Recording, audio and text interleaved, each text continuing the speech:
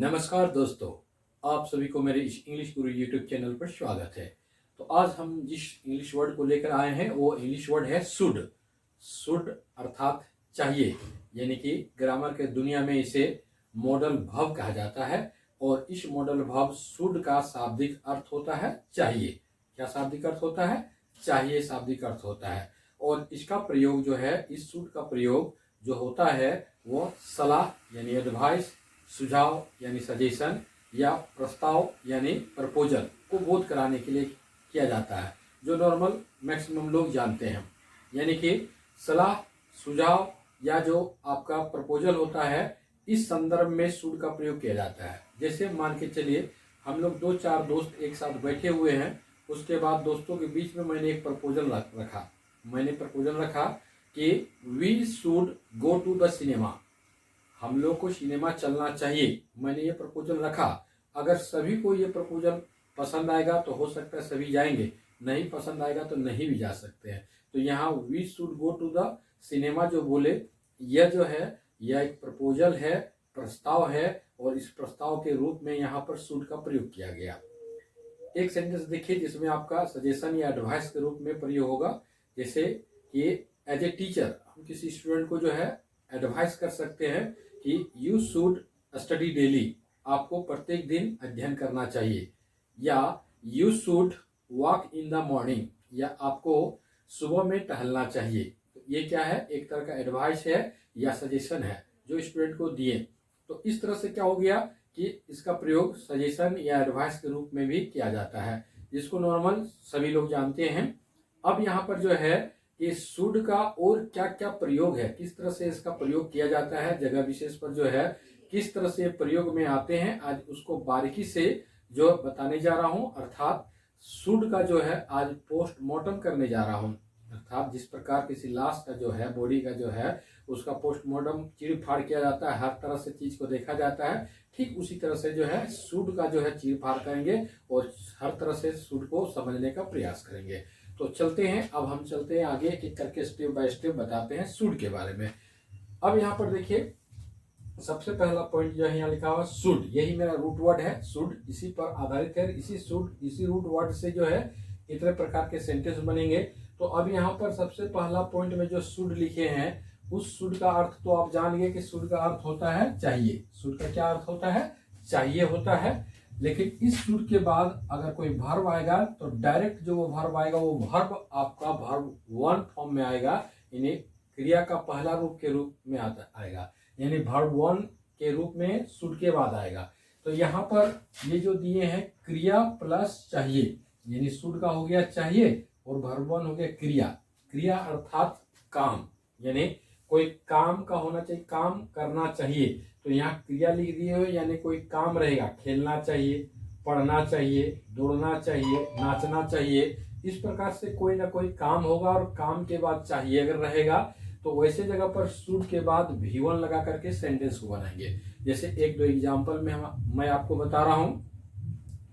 आपको क्रिकेट खेलना चाहिए, यू शुड प्ले क्रिकेट। आपको टीवी देखना चाहिए, यू शुड वॉच टीवी। आपको सुबह में टहलना चाहिए, you should walk in the morning. आपको गीत गाना चाहिए, you should Singh a song. इस प्रकार से हम लोग शुड के बाद वर्ब लगाते चले गए। जैसे you should Singh a song, तो शुड के बाद सिंग क्या है? V1 फॉर्म में है।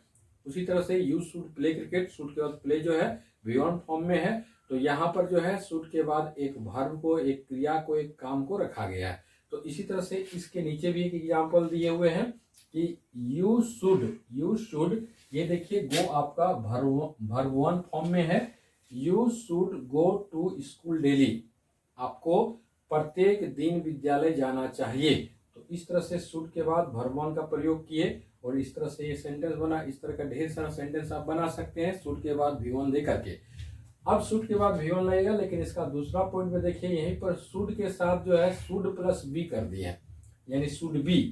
तो शुड बी जब सेंटेंस का प्रयोग होगा तो शुड बी के अर्थ में होना चाहिए, यानी शुड का तो आप पहले से जान रहे हैं कि शुड का अर्थ क्या होगा? चाहिए।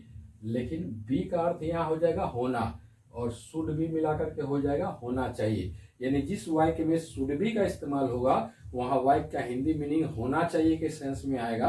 तो इसको एक दो एग्जाम्पल से समझाते हैं। जैसे मेरे भाई को एक वकील होना चाहिए। My brother should be an advocate. उसे एक खिलाड़ी होना चाहिए। He should be a player. आपको एक पुलिस होना चाहिए। You should be a police. तो इस तरह से क्या है कि शुड बी का अर्थ हो जाएगा कि होना चाहिए। जैसे एग्जाम्पल में शुड बी का दिखाएं, he should be a doctor, अर्थात उसे एक डॉक्टर होना चाहिए। उसे एक डॉक्टर होना चाहिए, यानी शुड बी जब हम लगाएंगे तो शुड बी के बाद एक ऑब्जेक्ट आ गया, एक डॉक्टर, यानी शुड बी के बाद देखिए वर्ब नहीं आया है, ऑब्जेक्ट, तो यहाँ पर होना चाहिए इसका अर्थ होगा। इस तरह से जो है कि शुड में और शुड बी में आपका फर्क आया।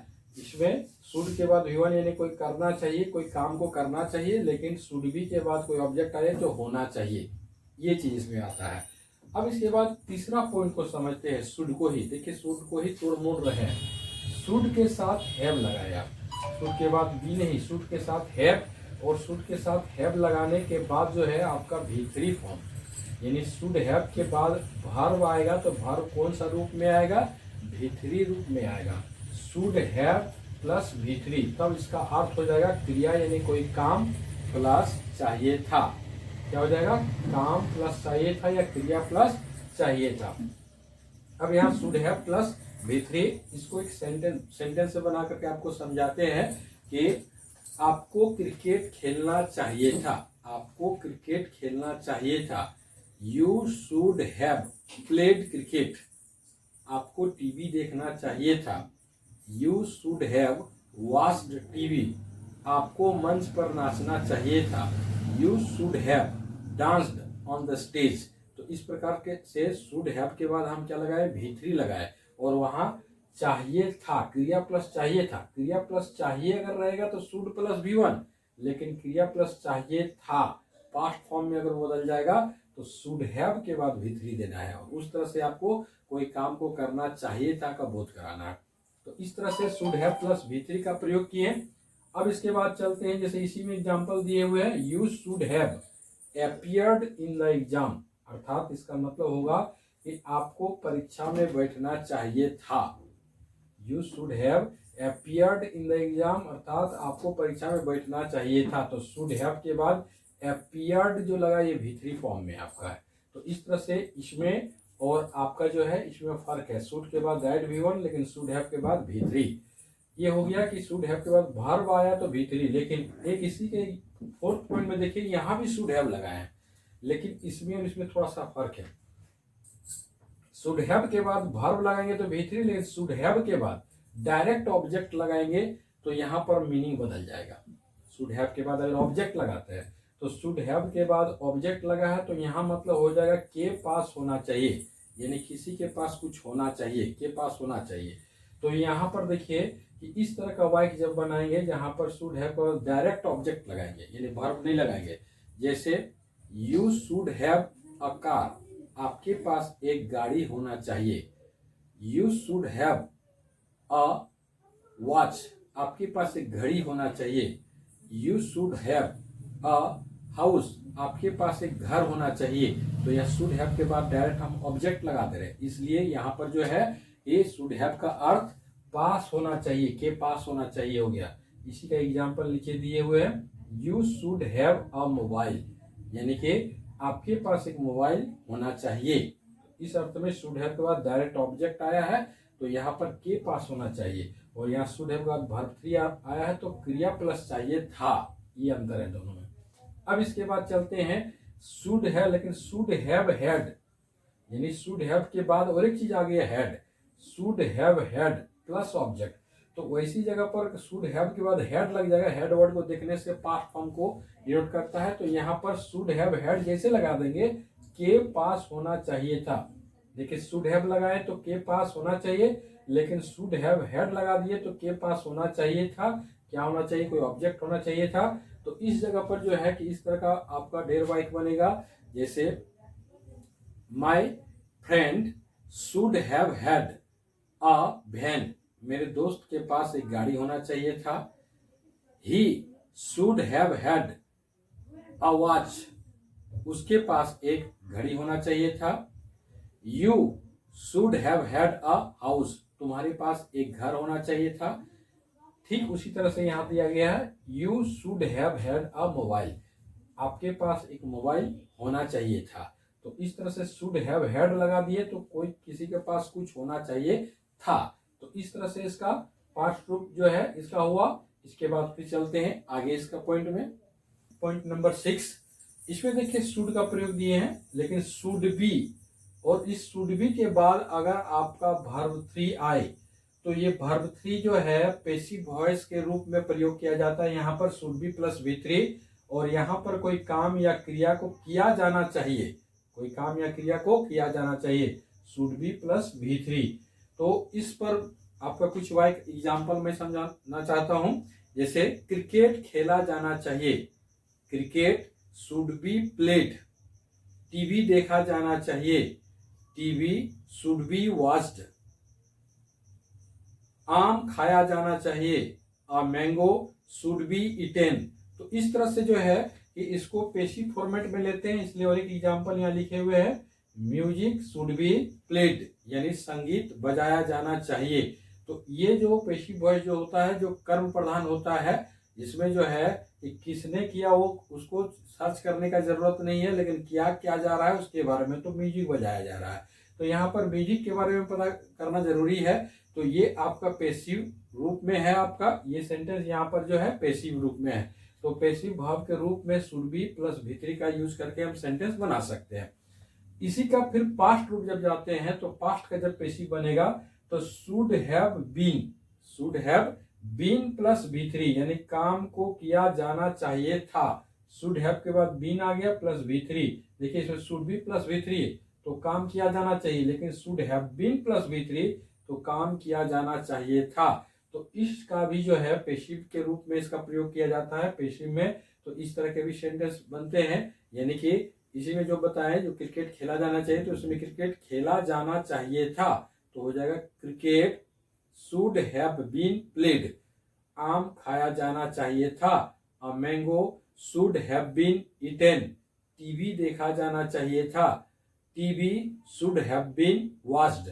उसी तरह के एग्जाम्पल यहाँ भी दिए हैं, music should have been played, संगीत बजाया जाना चाहिए था। इसमें दिए म्यूजिक शुड बी प्लेड, यानी संगीत बजाया जाना चाहिए, लेकिन इसमें music should have been played, music बजाया जाना चाहिए था। तो ये शुड हैव बीन और शुड बी में थोड़ा सा फर्क है। शुड बी यानी काम को किया जाना चाहिए, शुड हैव बीन तो काम को किया जाना चाहिए था। तो इस तरह से शुड को जो है हम लोग हर तरह से समझे, और शुरू से लेकर के पॉइंट नंबर 7 तक एक एक करके मैंने बारीकी से आपको शुड का प्रयोग को समझाया। इस शुड का प्रयोग को आप जो है बोलचाल के भाषा में बेधड़क यूज कर सकते हैं। इस वीडियो को एक बार में पूरी तरह समझ में नहीं आएगा तो दूसरी बार भी इस वीडियो को देख ले और समझ ले शुड का प्रयोग, ताकि शुड का प्रयोग को समझने के बाद आप इसको रिटन इंग्लिश में साथ साथ में स्पोकन इंग्लिश पे इसको बहुत अच्छी तरीके से इस्तेमाल कर सकते हैं और इसका प्रयोग कर सकते हैं। मुझे उम्मीद है कि मैंने आपको समझाने का 100% प्रयत्न किया और आप बहुत अच्छी तरह से समझ गए होंगे। अगर आपको मेरा ये वीडियो पसंद आया तो आप जो है मेरे इस वीडियो को लाइक जरूर कर दे, और इसके बाद कौन सा मॉडल वर्ब के बारे में आप जानना चाहते हैं उस मॉडल वर्ब के बारे में जो है आप कमेंट बॉक्स पर लिख कर दे, ताकि मैं उस मॉडल वर्ब के बारे में चर्चा करूं। इस पे जाते जाते एक प्रश्न आपको करते जाता हूं, आप में से जो इनका जवाब दे पाएंगे वे कमेंट बॉक्स पर लिख देंगे। जैसे प्रश्न है, I should go to school और I should go to the school, दोनों में से कौन सा सही है, या दोनों सही है, या ये दोनों में अंतर क्या है, इस अंतर को, या I should go to school और I should go to the school, ये दोनों में अंतर क्या है, इसको आप कमेंट बॉक्स पर समझाने का प्रयत्न करें। और इसी के साथ मैं नेक्स्ट वीडियो बनाने का तैयारी में जा रहा हूं, और आप जो है इस वीडियो को देख करके समझने का प्रयास करें। Thank you very much.